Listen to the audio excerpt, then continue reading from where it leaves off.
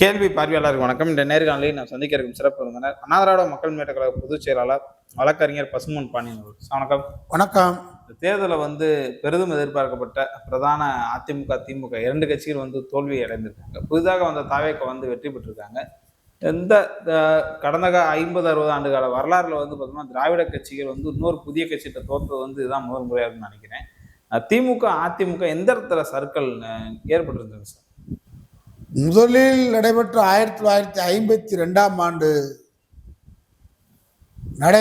இந்தியாவில் நடைபெற்ற சுதந்திர அடைந்ததுக்கு பிறகு நடைபெற்ற முதல் தேர்தலிலேயே தமிழ்நாட்டில் யாருக்குமே மெஜாரிட்டி இல்லை. அப்படிதான் அமைந்தது. அதுதான் 2026லையும் நடந்திருக்கிறது. அதனால காங்கிரஸ் இயக்கம் 52, 57, 62, 67 பேரறிஞர் அண்ணா அவர்கள் மிகப்பெரிய எழுச்சியை ஏற்படுத்தி இந்தியாவுக்கே ஒரு ஃபார்மலான கூட்டணி ஏற்படுத்தி வீழ்த்தி காட்டினார் காங்கிரஸை. அன்றைக்கு அண்ணா போட்ட விதைதான் இன்றைக்கு வரைக்கும் நிற்குது. இதுல 2026 தேர்தல் என்பது டெல்லி ஏகாதிபத்தியம் பாஜக வீறு கொண்டு எழுந்து, நான் ஏற்கனவே பல பேட்டிகளில் சொல்லிட்டு இருக்கிறேன், 2026ல் கூட்டணி சேர்ந்து அதிமுகவை அழிப்பது, அதிமுக இருக்கும் இடத்திற்கு பிஜேபி வருவது, தமிழகத்தில் இருதுருவ அரசியலாக திமுக பாஜக அரசியலை கொண்டு வந்து 2031 தான் திமுகவை வீழ்த்த வேண்டும் என்பது RSS அஜெண்டா. ஆனால் அவர்களுக்கு வாய்ப்பாக ஒரு நடிகர் கிடைத்து விட்டார். அவங்களுக்கு இந்த வாக்கை கூட்டி யாருக்காவது போடணும். ஒரு முட்டாளுக்கு ஏற்கனவே இந்த பேட்டி நான் கொடுத்துருக்கேன். 100 மார்க் வாங்குறவனை திடீர்னு அவனை முட்டை மார்க் வாங்கினான்னு சொல்ல முடியாது. மக்கள்கிட்ட புரட்சி வந்துடும். அதே மாதிரி ஒரு 40 மார்க் வாங்கணும்னு ஒரு 60 மார்க்குன்னு சொல்லலாம். ஒரு 60 மார்க் வாங்கணும்னா 100 மார்க்குன்னு சொல்லலாம். இப்ப எடப்பாடி பழனிசாமிக்குன்னு ஒரு செல்வாக்கு இருக்கு அதிமுகவுக்கு. அதை திமுகவை வீழ்த்துற அளவுக்கு பெரும்பான்மை பெற்றாருன்னு சொல்ல முடியாது. மக்கள்கிட்ட சந்தேகம் வந்துடும். அந்த அளவுக்கு எடப்பாடி பெரிய தலைவர் இல்லை. அப்ப என்ன செய்யறது? தாவேகா நடிகருக்கு ஒரு பெரிய செல்வாக திட்டம் உருவாக்குறாங்க. குழந்தையெல்லாம் வீட்டில் பேத்திக்கிட்ட பேத்தி பேரெல்லாம் மிரட்டுறாங்க, அன்பாக கேட்குறாங்க, பிள்ளைகள்லாம் அவங்க கேட்குதுங்க. இப்படின்னு இவங்களா ஒரு செய்தியை போட்டுக்கிட்டே இருக்காங்க. பார்த்தீங்களாக்கா, தொடர்ச்சியாக ஊடகங்கள் மூலமாக தான் கார்பரேட் இன்னைக்கு இந்துத்துவா முதலாளித்துவம் 2 தான் சேர்ந்துருக்கு. இன்னைக்கு இந்திய அரசியலை நிர்ணயிக்கிறது யாருன்னு கேட்டால் அம்பானி, அதானி, இந்துத்துவா 2 சேர்ந்து கார்பரேட் சதி தான் இந்தியாவை இன்னைக்கு நடத்திக்கிட்டு இருக்கு. நீங்க சாதாரணமாக பிஜேபியை அரியணையிலிருந்து இறக்கிற முடியாது. நம்ம இதை விழிப்புணர்ச்சி கொண்டு பொதுமக்கள் போராட்டத்துக்கு வரணும். இல்லது எதிர்கட்சிகள் இந்தியா கூட்டணி ஓரணியில் திரண்டு மக்களுக்கு வழக்கம் சொல்லணும். இல்லாட்டி இந்த சிஸ்டம், இந்த இவிஎம் சிஸ்டத்தை நாம் வீழ்த்தவே முடியாது. தொடர்ச்சி தோல்வியடையும். தமிழ்நாட்டை பொறுத்தளவுக்கும் இன்றைக்கும் திராவிட முன்னேற்ற கழகம், அதிமுக தோல்வியை இயற்கையாக சந்திக்கவில்லை. 2 பெரும் இயக்கங்களுக்கு இருக்கக்கூடிய கட்டமைப்பு தாவேகாக்கோ பாஜகக்கோ இன்னும் 100 ஆண்டுகளாலும் தமிழ்நாட்டில் ஏற்படுத்த முடியாது. நான் நிதர்சனமா பேசக்கூடிய, உண்மையை பேசக்கூடியது. இது செயற்கையாக கட்டமைக்கப்பட்டிருக்கு. நீங்க இப்ப இந்தியா முழுவதும் காங்கிரஸ் கட்சிக்கு இருக்கக்கூடிய கட்டமைப்பு பாஜக இருக்காண்டா இல்லை. ஆனா எப்படி தொடர்ந்து 3 தடவை இந்த நாட்டில் ஆட்சியை பிடிச்சிருக்காங்க?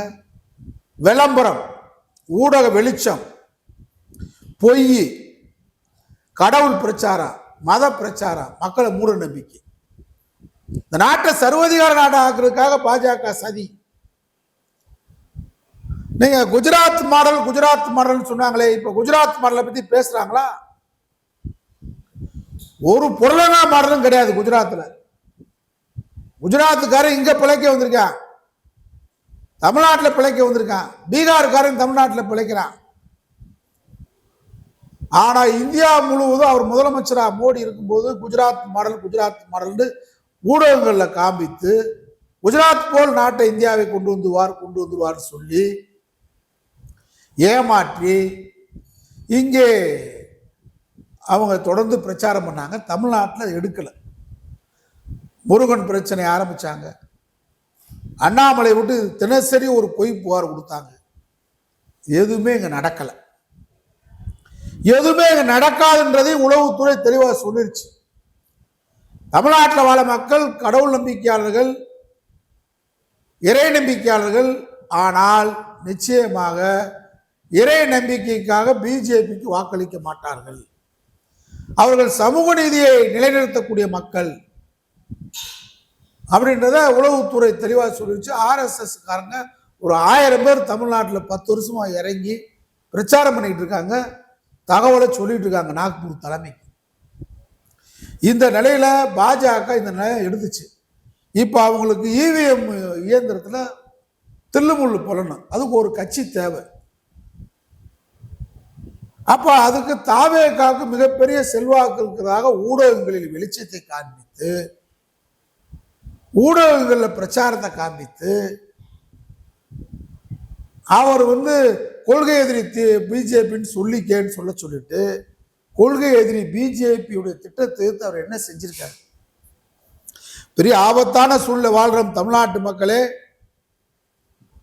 பிஜேபி அஜெண்டாவை விஜய் முதலமைச்சராக இருந்தால் இங்கே நிறைவேற்றி விடுவார்.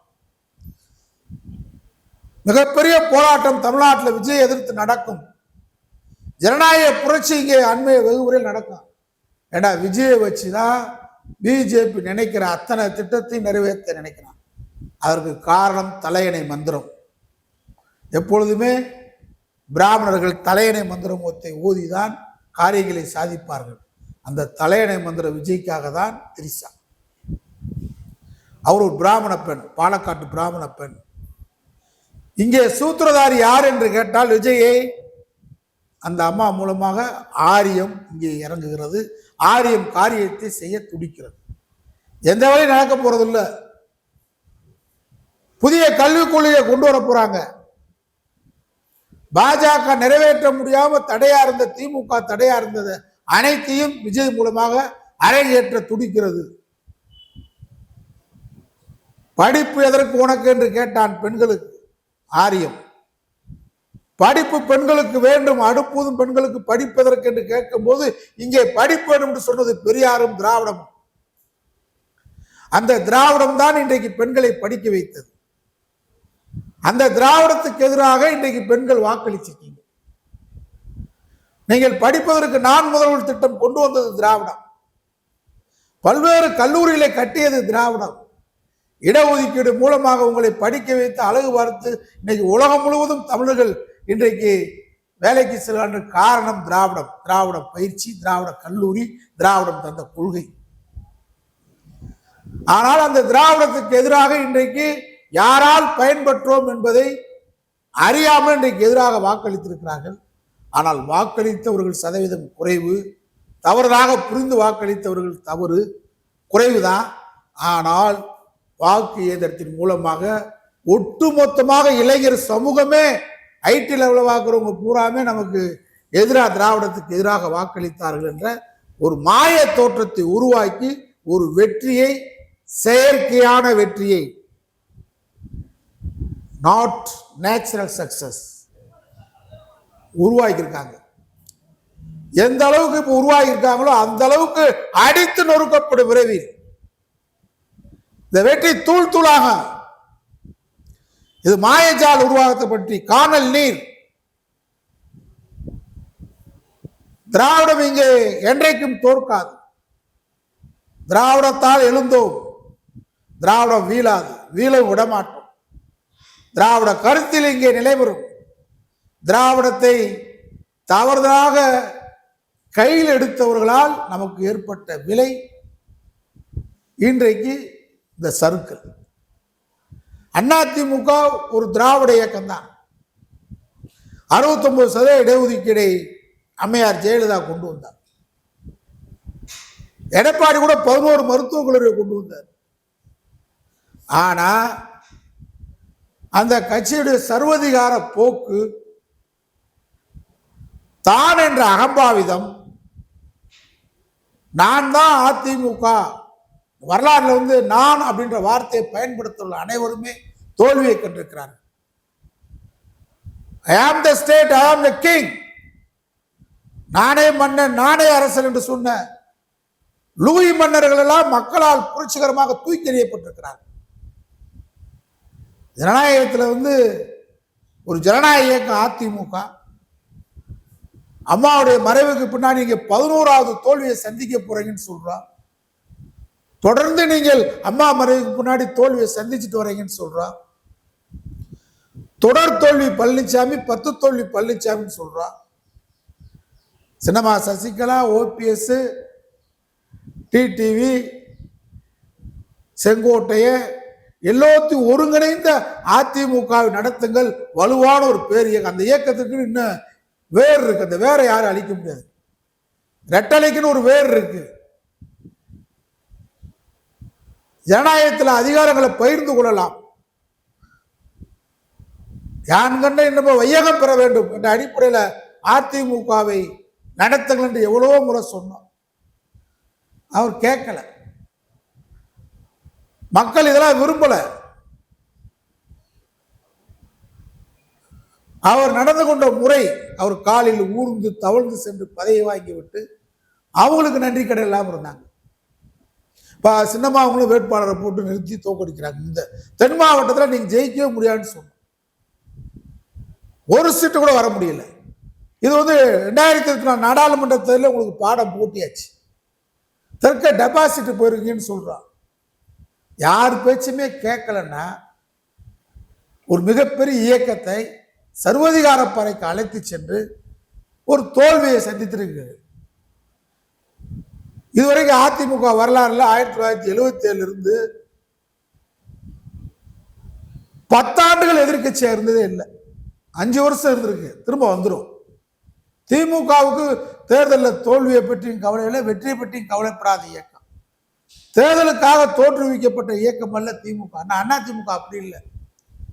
அதிகாரம் இல்லை என்றால் நெல்லி மூட்டையை கட்டி வச்சு அப்படி செதறும் அந்த மூளை. அது மாதிரி பாஜக செதறடிச்சிருவான்.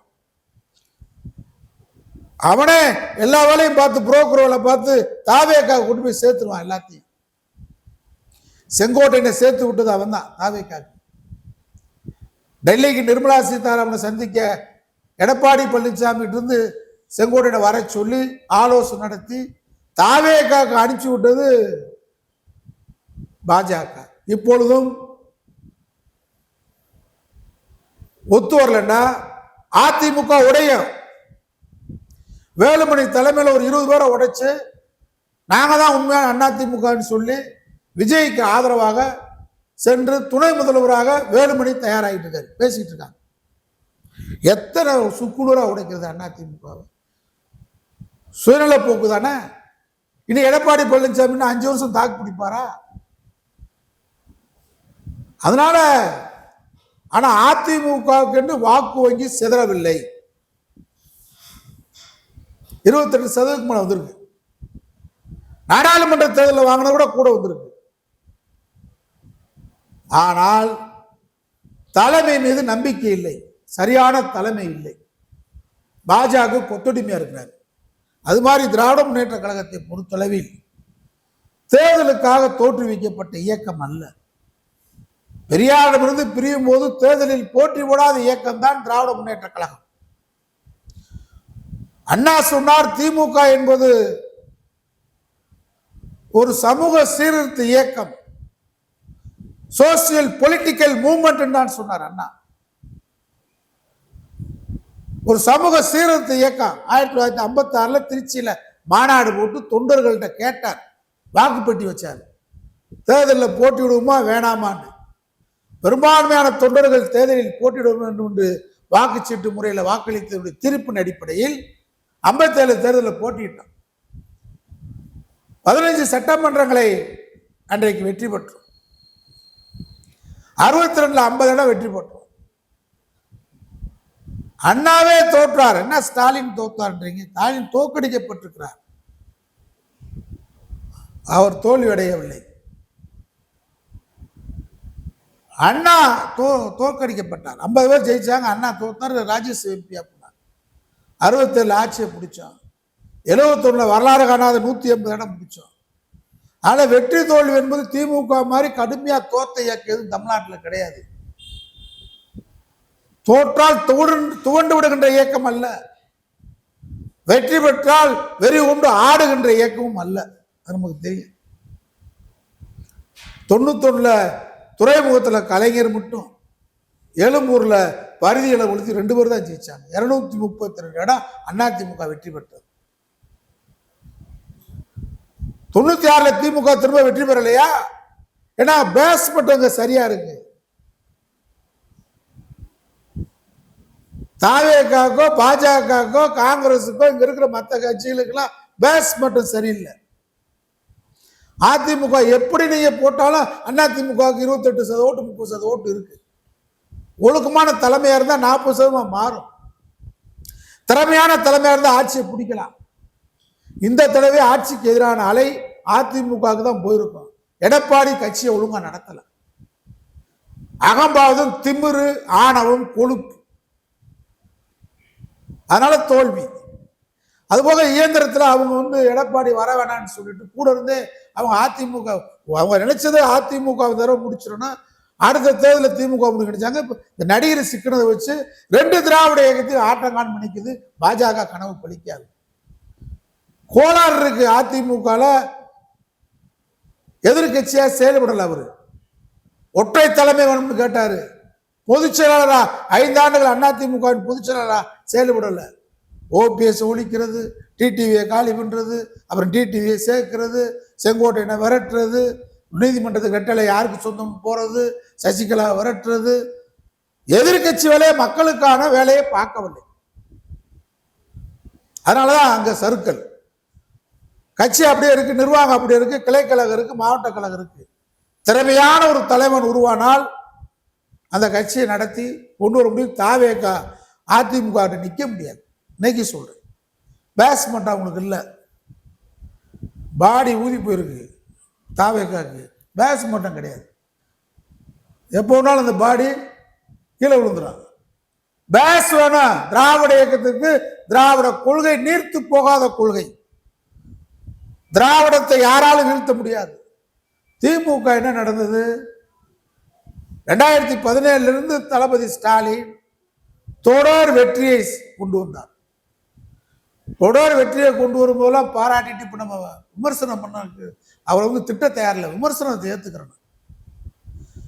எப்பொழுதுமே ஜனநாயகத்தில் கலைஞர் விமர்சனத்தை ஏற்றுக்கொள்வார்.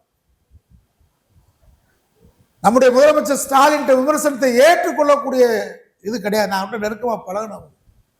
அது இல்லை அவர்கிட்ட. துக்குளக்கில் கலைஞரை திட்டி தரக்குறவா எழுதுவான். அவருக்கே போன் போட்டு இந்த இடத்துல தப்பு பண்ணிருக்கு, இம்மு வைக்காம போட்டிருக்க, இந்த இடத்துல இம்மு வச்சு எழுதுன்னு சொல்லுவார்.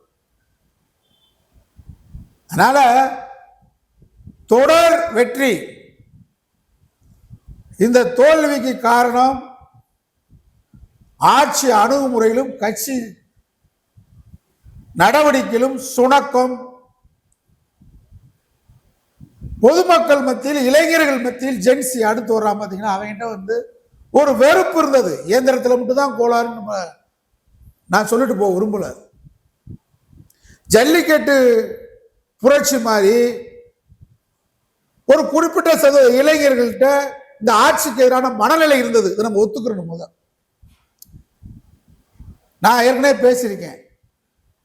சாதாரண சாமானிய மக்களுக்காக உருவாக்கப்பட்ட இயக்கம் திமுக.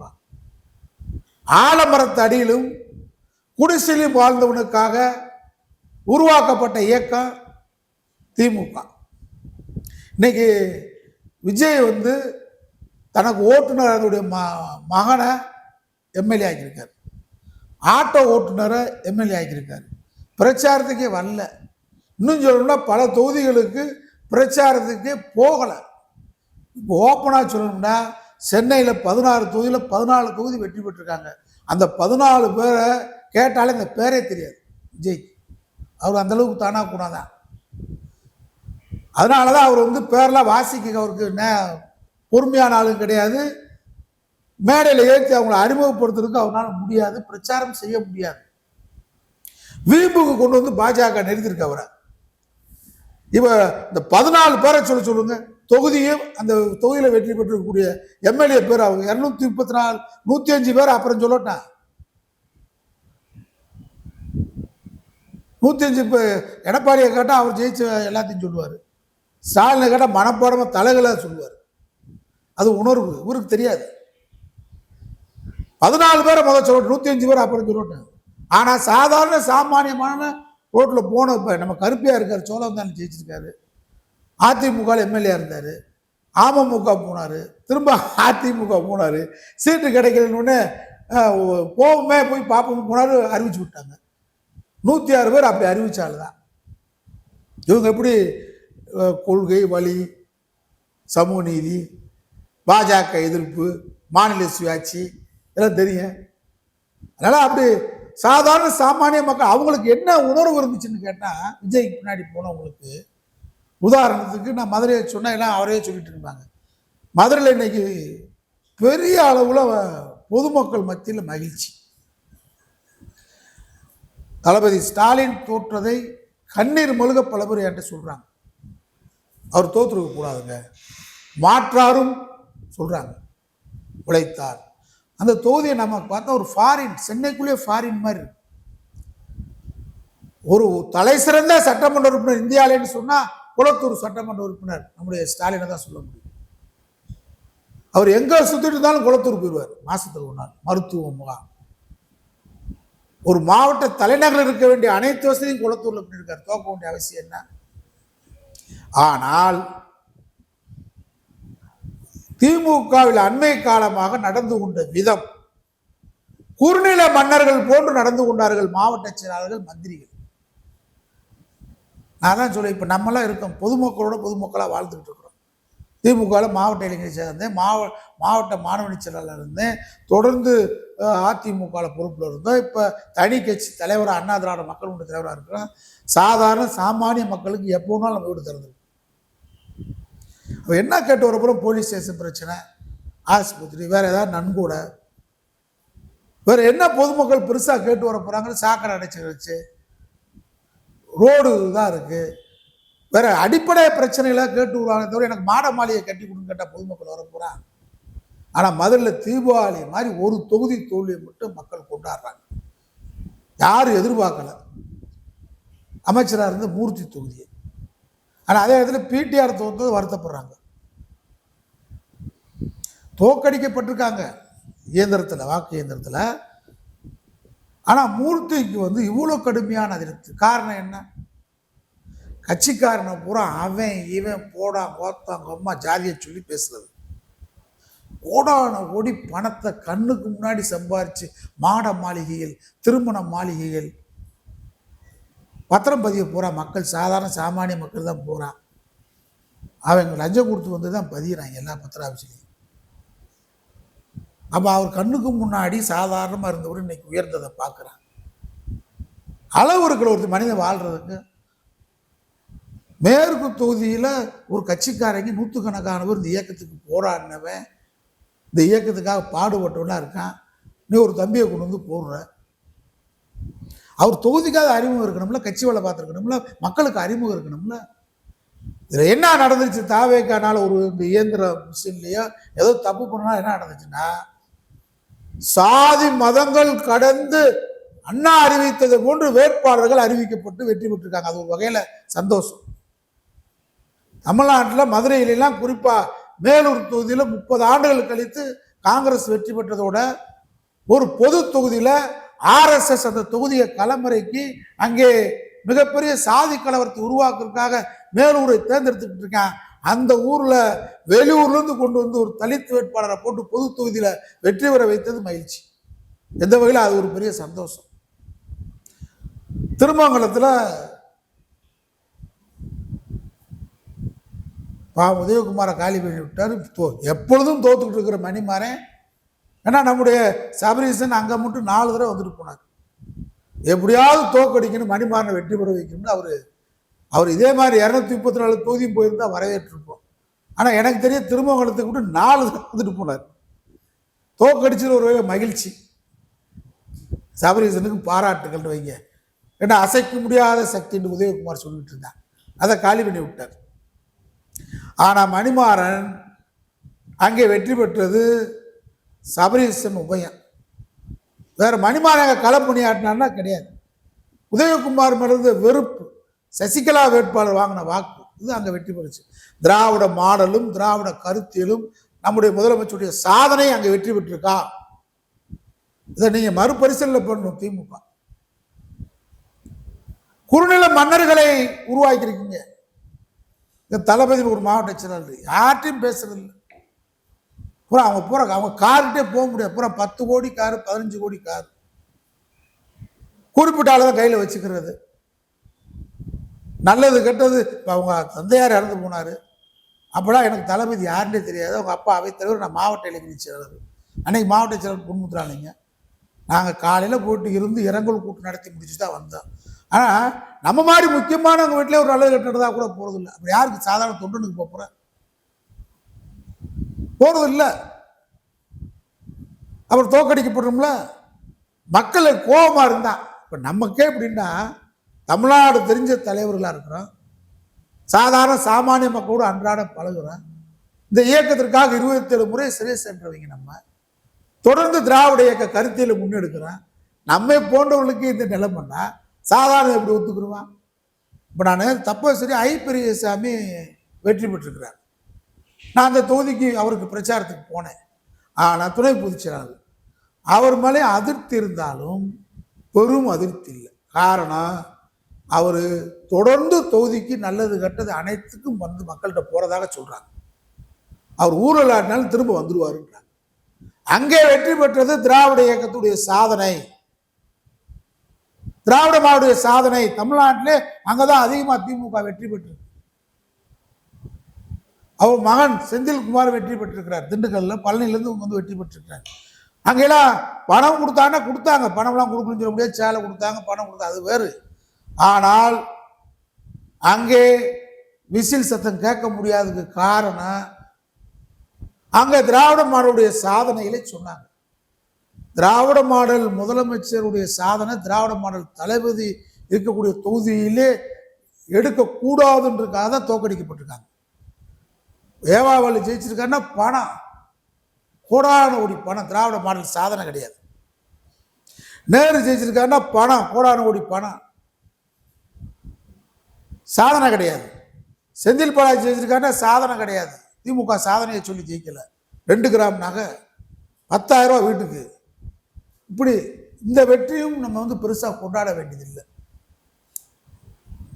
தம்பி உதயநிதியை பொறுத்தளவுல அங்கே மிகப்பெரிய சட்டமன்ற உறுப்பினராக அந்த தொகுதி மக்களோடு கொரோனா காலத்திலிருந்து சாக்கடைக்குள்ள இறங்கி அவரே வேலை பார்த்தார். தொகுதிக்கு ஒரு சட்டமன்ற உறுப்பினராக பணியாற்றினார். அதெல்லாம் மாற்றுக்கிறது. அங்கே வெற்றி பெற்றது எம்எல்ஏ என்கின்ற அந்த பதவியை பயன்படுத்தி மக்களுக்கு பணியாற்றினார். ஆனால் மற்ற இடம்லாம் அப்போ அனிதா ராதாகிருஷ்ணன் ஜெயிச்சது அங்கே பணியாற்றினார். தங்கம் தென்னரசு தொகுதிக்குள்ள பணியாற்றினார். ஆனால் மூர்த்தி பணியாற்றவே கிடையாது. சென்னை இந்த தோல்வி வந்து நிரந்தரமான தோல்வி இல்லை. நீங்க திமுகவுக்கு வந்து சாதாரண விஷயம். இது வந்து பீனிக்ஸ் பறவை மாதிரி எழக்கூடிய இயக்கம் தான் திராவிட இயக்கம். 1977 நீங்கள் வெளியிடப்பட்ட பிரிட்டானிக்கா புத்தகத்துடைய சிறப்பு வெளியீடு special supplement 1977 Britannica book of the year refer encyclopaedia Britannica year book 1977 என்பதில்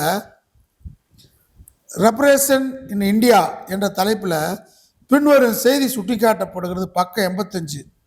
1976 பிப்ரவரி திங்களின் முதல் குறிப்பாக இந்திய மத்திய அரசு நூற்றுக்கணக்கான திமுகவினரை கைது செய்திருக்கிறது, நெருக்கடி காலத்தையும் கைது செய்திருக்குன்னு சொல்லி பிரிட்டானிக்கா களஞ்சியம் 1977 பிப்ரவரி 10 வெளியிட்டிருக்கான். அந்த அளவுக்கு திராவிட முன்னேற்ற கழகம், பிரிட்டானிக்கா பத்திரிகையாளர்கள், கலைக்களஞ்சியத்தினருக்கு ஒரு முக்கியமான ஒரு அரசியல் வரலாற்று பதிவுள்ள 75 ஆண்டு கால இயக்கம். நீங்க 77ஆம் ஆண்டு சென்னை மாவட்ட செயலர் ஆர்டி சீதாபதி தலைமையில் நடந்த தேர்தல் அறிக்கையை வெளியிட்டுள்ள கவிஞர் குடியரசு ஒரு கவிதை எழுதுறாரு. அதெல்லாம் தெரிஞ்சுக்கணும். பழைய திமுக நெருப்புக்கு குளிரெடுத்தால் நடுங்கும் சாம்பல் நெஞ்சுக்குள் ஓய்வெடுக்கும் கலைஞர் என்றும் திருக்கோலம் நடுங்கியதாய் வரலாறு இல்லை, கோடுகளை வளையாதீர், உங்கள் கோணல் கோலைகளை எழுதிவிடும் அப்படின்னு சொல்லி ஒரு அருமையான கவிதை கலைஞர் இதயத்தில் பெற மாதிரி எழுதியிருக்கார். இதெல்லாம் ஏன் சொல்லி வரணும்னு கேட்டால், பிரச்சார இயக்கமே திமுக நடத்துறது இல்லை. நான் கூட ஒரு பேச்சு பேசியது அது தவறாக வந்திருந்தது. விஜய்க்கு கூட்டம் வருது, விஜய் காசு வாங்காமல் ஓட்டு போட போகிறாங்க, ஸ்டாலினுக்கும் உதயநிதிக்கும் கூட்டம் கோட்டரு கோழி பிரியாணி கொடுத்து தான் கூப்பிட்றாங்கன்னு சொல்லியிருந்தேன். இதை மட்டும் எடுத்துட்டு கொள்கை கூட்டம் அல்ல விஜய்க்கு சேருதுன்னு சொன்னதை சேர்க்காம போட்டு பரப்புனாங்க. ஆனால் உண்மை தெரிஞ்சுக்கிறணும், விஜய்க்கு கூட்டம் சேர்ந்தது உண்மை தானே. கவர்ச்சி நடிகர், நம்ம அதுக்கேற்ற மாதிரி ஒரு கூட்டம் போட போகிறோம், அதுக்கு சமமாக கூட்டம் போட போகிறோன்னு சொல்லிட்டு என்ன பண்ணுறது, நம்ம ஆளை சேர்க்குறது வர்ற பொதுமக்களுக்கும் கூலிக்காக வரேன்னு தெரியும், ஊடகத்துக்கும் கூலிக்காக கூட்டு வராங்கன்னு தெரியுது, உலகத்துக்கும் காசு கொடுத்து கூட்டம் போடுறாங்கன்னு தெரியுதுக்கு அதை கூட்டணும். இப்போ நாங்களாம் கூட்டம் நடத்தினோம், வெறும் இது மட்டும் போடுவோம். தீப்பொறி ஆறுமுகம் என்று மாலை 7 மணிக்கு காலவாசலில் பேசுகிறார், பசுமுன்பாண்டியின் தலைமை, சந்திரன் தலைமை அப்படின்னு போடுவோம். வெற்றி கொண்டான் எத்தனை பேச்சாளர்கள், ஓபி தமிழரசு, களக்காடு லாரன்ஸ், விடுதலை விரும்பி, வெற்றி கொண்டா, வைகோ, விருதுநகர் சீனிவாசன், எத்தனை பேச்சு. இன்னைக்கு கூட்டம் நடக்குதா? கொள்கைவாதிகளுக்கு இடமில்லை திமுகவில். நீங்க அறிவாலயத்துக்கு போய் ஆர்டி சீதாபதி முன்னாள் மாவட்ட செயலாளர், திமுக மாவட்ட செயலாளர் இருந்தார், அவரு அதிமுக போயிட்டு வந்துட்டார், தலைமை நிலைய செயலாளர் போட்டிருந்தாங்க. கலைஞர் அவர்கள் முதலமைச்சர் 1998. நான் கலைஞர் அவர்களை பார்த்து ஒரு கடிதம் கொடுக்கணும். அன்னைக்கு டிசம்பர் 5 புரோட்டோகால் அடிப்படையில் காவல்துறை இன்னைக்கு யார் முதலமைச்சரை பார்க்கக்கூடாதுன்னு சொல்றாங்க. நான் ஆர்டி சீதாபதிகிட்ட போய் சொல்றேன், நான் வந்திருக்கேன் 8:30 மணிக்கு பாண்டியில் இருக்கேன், 7 மணிக்கு கேட்குறேன், தலைவர் 7:30 மணிக்கு வராரு அறிவாலயம், நான் 8:30 மணிக்கு டிக்கெட் போட்டிருக்கேன், அவங்க கூட இன்னைக்கு இருக்கா தமிழ்நாடு ஆசிரியர் கூட்டணி தலைவர் சங்கர பெருமாள் சென்னையில், அவர் என் கூட வந்திருக்காரு, நான் ஒரு கடிதம் மட்டும் தலைவர்கிட்ட கொடுத்துட்டு போனேன்றேன். அப்போ இன்னைக்கு யாரும் போலீஸ் பார்க்கக்கூடாதுன்றாங்க, இருந்தாலும் தலைவர்கிட்ட போய் சொல்றேன் அப்படின்னாரு. என்னையை மட்டும் வர சொல்லி பார்த்தார். அது தினசரி கட்சிக்காரங்க பார்க்கறதுக்காக முதலமைச்சராக இருந்தாலும் கலைஞர் அவர்கள் அறிவாலயத்துக்கு வந்துடுவார். அங்கே மாசிலாம் என்று ஒருத்தர் இருப்பார், ஆர்டி சீதாபதி இருப்பார். கட்சிக்காரங்களை அப்பாயின்மெண்ட் இல்லாமல் அலக்கலைப்பு இல்லாமல் பார்க்கறதுக்கு அறிவாலயத்தில் 1 மணி நேரம் தலைவர் இருப்பார். சன் செய்தியில் கேட்டுட்டு தான் கிளம்புவார். சரி, அதுக்கு மேலே ரொம்ப அவசரமாக முதலமைச்சராக இருந்தாலும் நாங்கள் வீட்டுக்கு போயிருக்கோம், வீட்டில் கோபாலா வீட்டுக்கு போகலாம், செயல்மணின்னு ஒருத்தர் இருப்பார். சில நேரங்களில் சொல்கிறேன், சால்வ் எடுக்காமல் போயிடுவோம் பரபரப்பா. அப்போ செயல்மணிட்டு சொன்னால் வீட்டுக்குள்ளேருந்து ஒரு சால்வ் எடுத்து கலைஞர் வீட்டுக்கு கொடுத்து போய் போடுது மேலே இருக்காரு அப்படின்பார். முதலமைச்சராக இருக்கும்போது மதுரையில் ஒரு பெரிய ஒரு சம்பவம் நடந்துருச்சு, அதுக்கு என் மேலே வருத்தப்பட்டார் கலைஞர். ஒரு முறை தலைவர் கலைஞர்கிட்ட அதுக்காக வருத்தம் தெரிவிக்கிறதுக்காக கோபாலா வீட்டுக்கு நைட்டு 8:30 மணிக்கு போகிறேன். ஆனால் உங்களை நான் வருத்தப்படுற மாதிரி நடந்துக்கிட்டேனே, மன்னிச்சுக்கிறேங்க அப்படின்றேன். நீ தான் வருத்தப்பட வச்சுட்டு, சரி விடு, போயிட்டு வா, பார்த்து போயிட்டு வா அப்படின்றாரு. இறங்குறேன், திரும்ப கூப்பிட்றாரு, போகிறேன். எதில் காரில் இருந்தேன். காலையில் போ, நைட்டில் போகாது. ஒரு தலைவனுக்கு நெருக்க வேணுமா இல்லையா? தொண்டனுக்கு தலைவனுக்கு, சாதாரண தலைவனுக்கு தொண்டனுக்கா? மதுரையில் அப்துல் சமத் இந்திய யூனியன் முஸ்லீம் லீக்குடைய தலைவர் இருந்தார். திமுகவை தொடர்ந்து ஆதரிச்சுக்கிட்டு இருந்தவர் மதுரையில் கூட்டம் போட்டு, தெற்கு வாசலில் கூட்டம் போட்டு, காஞ்சிமாரி தெருவில் கூட்டம் போட்டு, அன்னைக்கு முதலாக எம்ஜிஆருக்கு ஆர்வா பேச போறான செய்தி தலைவருக்கு தெரிஞ்சிருச்சு. நீங்க செல்போன் கிடையாது, ட்ரங்கால் போட்டு தான் பேச முடியும். அந்த இரவு பொதுக்கூட்ட செய்தி எனக்கு என்ன அப்துல் சமத் பேசுறான்ற செய்தியை எனக்கு நீங்க சொல்லணும்னு சொல்லி அன்னைக்கு அமைப்பு செயலாளர் SS தென்னரசு, எத்தனை பேருக்கு மதுரையில் SS தென்னரசு தெரியும்? எத்தனை திமுக காரனுக்கு தெரியும்? அமைப்பு செயலாளர் என்னைய கூப்பிட்டு வர்றாரு. அங்கே திருக்குவாசல் ஒரு முக்கியமான ஒருத்தர் இருந்தார், ஒரு இஸ்லாமியர். அவர் வீட்டில் உட்காந்துக்கிட்டு என்னை விட்டு அப்துல் சமத் என்ன பேசுகிறான்னு கேட்டுட்டு வந்து திரும்ப ஃபோன் பண்ணால் இவ்வளோ மாதிரி எங்கேயும் ஃபோன் முடியாது. திரும்ப KK நகரில் வந்து SS தென்னரசு வீட்டிலேருந்து தலைவர்கிட்ட பேசுகிறோம். என்னை பேச சொல்கிறோம், என்ன பேசுகிற இவர் தான் கேட்டார், கேளுங்கன்றார். மறுநாள் அப்துல் லத்தீப் தலைமையில் தனியாக இந்தியன் யூனியன் முஸ்லீம் லீக் இன்னொன்று உருவாகுது. நாங்கள் சாதாரணமாக தலைவர்கிட்ட பேசுவோம். இன்னைக்கு தளபதிகிட்ட பேசுறதுக்கு, ஸ்டாலினை பார்க்கறதுக்கு பெரும் தலைவர்களாக இருந்தவங்க, திமுக இருந்தவங்களாம் சந்திக்க முடியல. பத்திரிகையாளர் தொடர்பு கிடையாது, ஊடகவியாளர் தொடர்பு. ஊடகவியாளர் சொல்லி திமுகவுக்கு ஆதரவாக சில பேர் அண்மையில செயல்பட்டாங்க, எங்கெல்லாம் பயன்படுத்தினாங்க. திடீர்னு பார்த்தா அவங்க தான் இந்த ஊடகத்துக்கே பெரிய ஆளுக மாதிரி, நாங்கள் தான் ஆட்சியை தூக்கி நிறுத்த போகிற மாதிரி வாழ்ந்த. குறிப்பாக நம்ம நண்பர் செந்தில் சோறு போட்டது யாரான்னு கேட்கலாமா? இப்படியா பேசுறது? ஐடி ஊழியர் பூராமா தாவேக்காக்கு ஓட்டு போட்டான். இப்படி ஊடகவியாளரை வச்சுக்கிட்டு திமுகவை நடத்தலாம், இப்படி நடத்த முடியும்? இதை பார்க்க நாங்கள் பார்க்க முரசொலி சேது இன்னைக்கு அப்படியே இருக்காரு பாவம். முரசொலியில் பார்க்குற சேது சாதாரண சாமானியமான கட்சிக்காரனை பார்க்கணும். 1991 ராஜீவ்காந்தி கொலைக்கு முன்னாடி, ஆட்சி கலைக்க போறதுக்கு முன்னாடி 5 நாளைக்கு முன்னாடி முன்னாள் மதுரை மாவட்ட செயலர் ஆக்கு மதிவான் நானும் செயின்ட் ஜார்ஜ் கோட்டையில் ஒரு IAS அதிகாரி பார்க்கறதுக்காக முதலமைச்சர் போர்ட்டுக்கு பக்கத்தில் நின்றுகிட்டு இருக்கிறார். முதலமைச்சர் திடீர்னு வந்துட்டார், என்னையும் மதிவானி கூப்பிடுறாரு. நாங்கள் போலீஸ் நிற்கிது, நாங்கள் நிற்கிறோம். எதுவும் வேலை ஆகணுமா, என் பேப்பர் இருக்காயன்னு கேட்குறாரு. அதான் திமுக நின்றுச்சு. திமுக நின்றதுக்கு காரணம் என்ன? அவங்ககிட்ட இப்ப தம்பி உதயநிதி இருக்காருன்னா எளிமையா இருக்காரு, பழகுறாரு, சனாதனத்தை இருக்கிறாரு, அவரை அடுத்த தலைமுறை கொண்டு வருவான். இன்னும் சொல்லணும்னா இந்த இதுல வந்து எதிர்கட்சி தலைவரா வந்து உதயநிதி ஸ்டாலின் தான் வரணும். சரியா இருக்கும், அப்பதான் சரியா இருக்கும். திராவிடத்தை நம்ம எடுத்து செல்வதற்கு சரியா இருக்கும். அப்ப என்ன செய்யணும்? அவர் பிஏ என்ன சொல்றாரு, நான் போன் பண்ணாலே 10 மணிக்கு கூப்பிடும்னே, நாளைக்கு பேச சொல்றேனே. என்ன அப்படி? கலைஞர்கிட்ட இருந்த பிஏக்கெல்லாம் ராஜமாணிக்கு இருந்தாரு. உடனே தகவல். இங்க இவர்கிட்ட ஒருத்தர் பிஏ இருக்காரு, நம்ம தளபதி கிட்ட. அவர் போனை எடுக்க மாட்டார், எடுக்கிறதே இல்லை. இந்த கம்யூனிகேஷன் கேப்லாம் இருக்கு. ஆர்டிசி தளபதி மாதிரி இன்னைக்கு RS பாரதி இருக்காரா? அங்க TKS இளங்கோ இருக்காரு, பூச்சி முருகா, இவங்களை பார்க்கறதே பெரிய வேலையா இருக்கு. ஒரு கடிதம் கொடுத்தா நாங்க சொல்லிட்டோம் தளபதி கிட்ட, அப்புறம் ஏன் கூப்பிட மாட்டேன்றாரு? இன்னைக்கு பெரிய கருப்பு ஒரு ஓட்டுல தோத்துருக்காரு. நாங்க என்ன சொன்னோம், இப்ப சொல்றேன், இதே திருப்பத்தூருக்கு வாங்க, நான் வந்து 1000 பேரை இப்ப கூட்டி காட்டுறேன். நான் ஒன்றும் பெரிய கவர்ச்சி நடிகர்ல, பெரிய பொருளாதாரத்தில் இது கிடையாது. கொள்கை கருத்தியல். எங்களுக்கு ஒரு தொகுதிக்கு 1000 ஓட்டு இருக்குங்கன்னு சொல்றான். ஒரு கூத்துறை கருணாசு கொடுக்குற மாதிரியா எங்களுக்கு தரமாட்டேன். இதுக்காக நான் வருத்தப்படல. நாங்கள் உயிர் மூச்சுள்ளவே திராவிட கொள்கையை தூக்கி பிடிக்கிறவங்க. சரி பண்ணுங்க, திராவிட இயக்க வேற சரி பண்ணணும். திமுக வேறு சரியா இல்லை. இப்ப அசைக்க பார்க்கறது RSS. நம்ம தலைமை சரியா இருக்கணும். முதல் எளிமையான சந்திப்பு நடத்துங்க. சீமான் வந்து ஆய்வு கூட்டத்தில் பேனா நினைவு சின்னத்தை வைத்தால் நான் இடிப்பேன்னு சொல்றாரு. நான் தச்சலா அன்னைக்கு சேப்ப கொழியா போனேன், உள்ள போய் இடிச்சா மண்டையை உடைப்பேன்றேன். பரபரப்பாயிருச்சு, எல்லாம் செய்தி ஆயிடுச்சு. ஏன் திமுக தலைவர் கூட்டு ஒரு வார்த்தை நல்லா பேசியிருக்கீங்கன்னு சொல்ல வேண்டியதானே?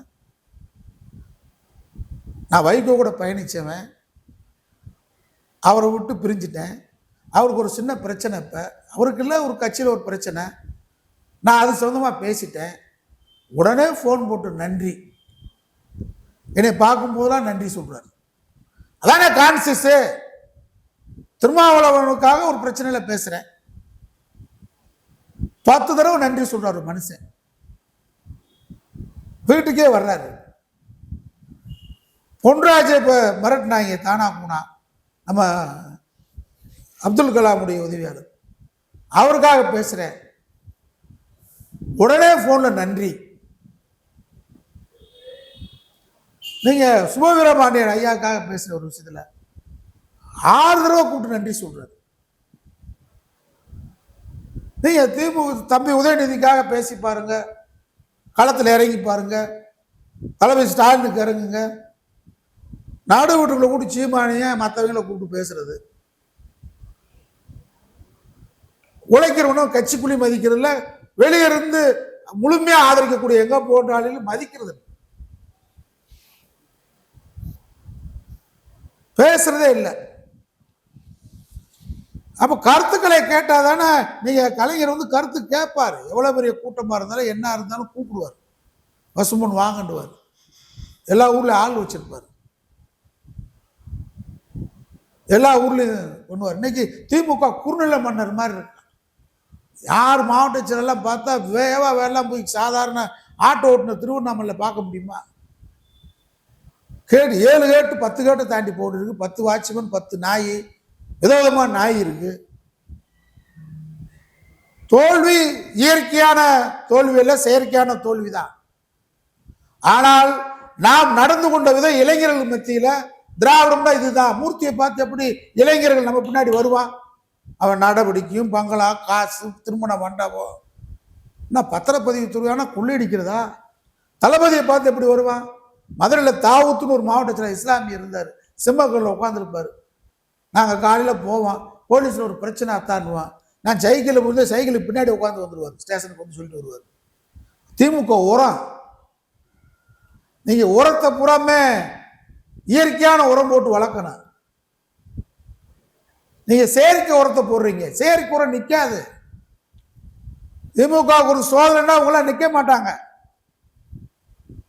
அதனால இந்த சர்க்கிள் வந்து திரும்பி பார்க்க வைக்கும் உங்களை. மக்களை பார்க்கணும், தொண்டனை பார்க்கணும், யார் கூட்டணி கட்சி தலைவர்கள் நமக்கு விசுவாசம் இருக்கான்னு பார்க்கணும். சீட்டு கொடுக்கறது பூரா அறிவாலயத்துலன்னு சொல்லிட்டு எங்கிட்ட ஸ்டார் ஹோட்டல் பெரிய பெரிய பங்களால உட்காந்து பிரேமலதா கூப்பிட்டு பேசிட்டு கூட்டணி கட்சியை பூரா கூப்பிட்டு மாதிரி 4 தொகுதி தான் கொடுத்தீங்க கம்யூனிஸ்ட் கட்சிக்கு. 4ல் 2 கம்யூனிஸ்ட் கட்சி 2 வெற்றி பெற்றிருக்காங்கல்ல, அப்ப ஒழுங்கா வேலை பார்த்துருக்காங்கல்ல. 10 இடம் கொடுத்தீங்க பிரேமலதா, என்ன ஆச்சு? இந்த கூத்து நடிகருக்கு கொடுத்தீங்க, அவசியமா? நாங்க வெற்றி பெற்று வந்திருப்போம் நேரம். நாங்கள் கொடுத்தாலும் கொடுக்காட்டாலும் திமுக ஆதரிப்போம், திராவிடத்தை ஆதரிப்போம். நீங்க சாதாரணமா பார்க்க கூடாது, மக்கள் மத்தியில தான் எடுக்குது. ஆடம்பரமும் அதிகாரமும் எங்கே தலை தூக்குவதோ அங்கே அழிவு பாதையை நோக்கி செல்லும். நீங்க பிரெஞ்சு புரட்சியா இருக்கட்டும், ஐரோப்பிய புரட்சியா இருக்கட்டும், இஸ்லாமியுடைய வீழ்ச்சிக்கு காரணம் ஆடம்பரமும் அதிகாரமும், சர்வதிகாரம் தலை தூக்கக்கூடாது. திராவிட இயக்கம் 2லுமே ஆணவமும் அதிகாரமும் தலை தூக்குறத கண்ணால பாக்குறாங்க. பார்ப்பனர்களை, தனிப்பட்ட பார்ப்பனர் இல்லை, பார்ப்பனியத்தை வீழ்த்துவதுதான் நம்ம வேலை. ஆனா இந்த ஆட்சியில, திராவிட மாடல் ஆட்சியில பார்ப்பனிய எழுந்து நிற்குது, நின்றது. இதுக்கெல்லாம் நாங்க சொல்லியிருக்கோம் உள்ளே. இப்ப நிறைய பேர் எனக்கு நிறைய 80 வயசு 75 வயசுக்காரங்க திமுக ஃபோன் பண்றாங்க. திமுக அவர் தோத்தது சரி, இவர் தோத்தது சரி, அவர் தோத்தது சரி, தலைவர் தோத்தது வருத்தம் அடைகிறாங்க. அது என்னைய பொறுத்தவரை அது தோல்வியில தோற்கடிக்கப்பட்டிருக்காரு. துவண்டு விடாது திமுக. ஹிண்டு பத்திரிகையில் எழுதின 1976 எமர்ஜென்சி காலத்தில் கப்பல் ஒன்று போட்டு ஆர்டிகல் போட்டேன், கார்ட்டூன் போட்டிருந்தேன். டிஎம்கே கப்பல் அது கடலில் முழுகிற மாதிரி இருக்கு, மாலுமி கலைஞரை போட்டு டிஎம்கே வில் டேக் இட், எதையும் தாங்க முடியும். அதை விட சோதனை திமுகக்கு எழும். எழ வேண்டும். தொண்டர்களை மதிங்க, கொள்கையை சொல்லுங்க, கல்லூரிகளுக்கு போய் மாணவரணி அமைப்பு ஏற்படுத்துங்க. இளைஞரணி இருக்கணும்னா மாணவரணி அழிச்சிடுறதா? மாணவரணி செல்ல யாருக்கு போறீங்க? படிக்காத பார்ல வேலை பார்க்கறதுக்கு மாணவரணி திமுக செல்ல. நாங்களாம் எப்படி இருந்தோம்? மதுரையில் நான்லாம் திமுக மாணவரணி செயலாளர் 1983-84 இருக்கும்போது மதுரையில் அனைத்து கல்லூரிலையும் மாணவரணி வச்சிருந்தேன். மருத்துவக் கல்லூரியில் மாணவனை வச்சிருந்தேன். நான் உருவாக்குனவர் தான் ரத்னவேல், துணை இதாக இருந்தார், இப்போ டீனாக இருந்தார் மதுரை ராஜாஜி மருத்துவமனைக்கு. அன்னைக்கு திமுக மாணவரணி மதுரை மருத்துவக் கல்லூரி மாணவனி செயலாளர் ரத்னவேல் போட்டிருந்தேன். தியாகராஜ் இன்ஜினியரிங் காலேஜில் போட்டிருந்தேன். காமராஜ் யூனிவர்சிட்டி, அனைத்து கல்லூரி. எத்தனை கல்லூரியில் திமுக மாணவரணி இருக்கு? கிராமங்களுக்கு செல்லணும், பேச்சாளர்களை உருவாக்கணும். எளிமையான முறையில் தளபதி, நம்முடைய இளைய தளபதி உதயநிதி ஸ்டாலின் சந்திக்கணும், தொண்டர்களை, தோழமை கட்சி தலைவர்களை பார்க்கணும். தேமுதிக மாதிரி நம்ம கொள்கைக்கு சித்தாந்தம் இல்லாத கட்சி. தளபதியை உட்கார வச்சு பேசுது பாருங்க. கற்பழிப்பு சம்பவம் நடக்குது, மது ஆறா ஓடுதுன்றது. இப்போ திருப்பரங்குன்றத்தில் அடுத்து ஏற்ற போறாங்க. நீதிமன்ற தீர்ப்பு காத்திருக்கு. நம்முடைய தலைவர் ஸ்டாலின் முதலமைச்சர் இருந்தனால தான் 144 தடை உத்தரவு இருந்தாலும் மதுரை மக்கள் புடநெல் அடிச்சு விரட்டுவார்கள் சொல்லி சிறுபான்மை மக்களை பாதுகாத்தார். திருப்பரங்குன்றம் மலையை பாதுகாத்தார். இன்னைக்கு தாவேக்கா வந்திருக்கு. இந்த பிரச்சனையிலே தலைவர் நிர்மல்குமார் ஜெயிச்சிருக்காரு. இஸ்லாமியர்களும் வாக்களிச்சிருக்காங்க. ரொம்ப வேதனையோட சொல்றேன். நாங்கெல்லாம் எங்களை தாண்டி தான் தர்காவுக்கு போக முடியும்னு சொல்லி போராடினவங்க நாங்க. ஆனா எல்லாத்தையும் மீறி இஸ்லாமியர்களும் சில பேர் வாக்களிச்சிருக்காங்க. ஆணை நீதிமன்ற உத்தரவு அப்படி இருக்கு. ஜிஆர் சாமிநாதன் தாவேக்கா வச்சு ஏத்த போறாரு. என்ன செய்ய போறோம்? முதலமைச்சர் ஸ்டாலின் மாதிரி விஜய் தடுத்துருவாரா? ஒரு கேடுகட்ட நிலையில, ஒரு அபாயகரமான சூழ்நிலையில, ஒரு போராட்டமான சூழ்நிலை வாழ்ந்துட்டு இருக்கிறான். விஜய் வச்சு RSS அஜெண்டாவை பூரா நிறைவேற்ற போறான். தமிழ்நாடு 3 ஆக்கிடுவான். சட்டசபை தான் இருக்கான். தமிழ்நாடு 3 மாநிலம் ஆக்கிடுவான். சென்னை யூனியன் பிரதேசம் சொல்லிடுவான். ஒரே நாள் தர்கா எடுத்து கோடிப்பாளையத்தை கொண்டு வந்துடுவான். என்ன பண்ண போறான்? தாவேக்காக்கு ஓட்டு போட்டிருக்காங்களே சில பேர்.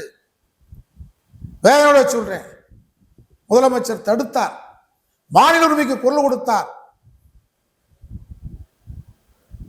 தொகுதி எண்ணிக்கையை குறைக்க போறாங்கன்னு சொல்லிட்டு முதலமைச்சராக இருந்துகிட்டு அந்த ஆணையை கொளுத்துனார். அதெல்லாம் வரவேற்கத்தக்கது. குறுநில மன்னர்களுடைய மாவட்ட செயலாளர்கள்லாம் எடுங்க, பரிசீலனை பண்ணுங்க. வட்ட செயலாளர் 10 கோடி ரூபாய் கார்ல வர்றாரு. திமுக வட்ட செயலாளர். பொது ஒழுக்க வேணும். திருப்போணம் எம்எல்ஏ சோனையா பதவி பிரமாணம் இருக்கும்போது பெரிய செயின் பேஸ்லெட் போனார். அண்ணா இருக்கும்போது கூப்பிட்டாரு. ஒரு பொது வாழ்க்கைக்கு எளிமையா இருக்க வேணாமா? தாலிக்கு தங்கமில்லா மக்கள் வாழ்ற நாட்டில் ஒரு நீங்க இவ்வளவு தங்கமெல்லாம் போட்டு வரணும், கழட்டி வச்சுட்டு வாங்கினார். சத்யவாணி முத்து நகையோட போனாங்க பதவி பெருமாடும் போது, கலெக்டர் வச்சுட்டு வாங்க. நம்மள சாதாரண சாமானிய மக்கள். இன்னைக்கு சாதாரண சாமானிய மக்கள் இளைஞர்கள் வெற்றி பெற்றிருக்காங்க. வெற்றி பெற வைத்திருக்கு EVM, அது வேற. இப்படியோ இதை பார்க்கறாங்க. திமுக அப்படி இல்லையே, அண்ணா திமுக அப்படி இல்லையே. 10 குவாரி வச்சிருக்கணும், மணல கொள்ளையடிக்கணும். சாதாரண சாமானிய மக்கள் அந்நியப்பட்டு போட்டாங்க. 2 திராவிட இயக்கம். திராவிட கொள்கையை எடுத்துட்டு போனவங்க சரியில்லை. அதனாலதான் இந்த சறுக்கல். பார்ப்போம், கால அவகாசம் கொடுப்போம். 6 மாதம் விஜய்க்கு அவகாசம் கொடுப்போம். 2 திராவிட இயக்கத்துக்குமே அவகாசம் கொடுப்போம். சரியில்லையா, நாங்கள் திராவிடத்தை தோற்கடிக்க விட மாட்டோம். அண்ணாவின் கொள்கை சாகாவரமற்ற கொள்கை. பெரியாரின் கொள்கை இந்த மண்ணுள்ளவரை இருக்க வேண்டிய கொள்கை. அதை முன்னெடுப்பதற்கு எங்களை போன்றவர்கள் இளைஞர்களை திரட்ட வேண்டிய சூழ்நிலை உருவாகும் என்பதை தெரிவித்துக் கொள்கிறேன். நன்றி சார். நன்றி.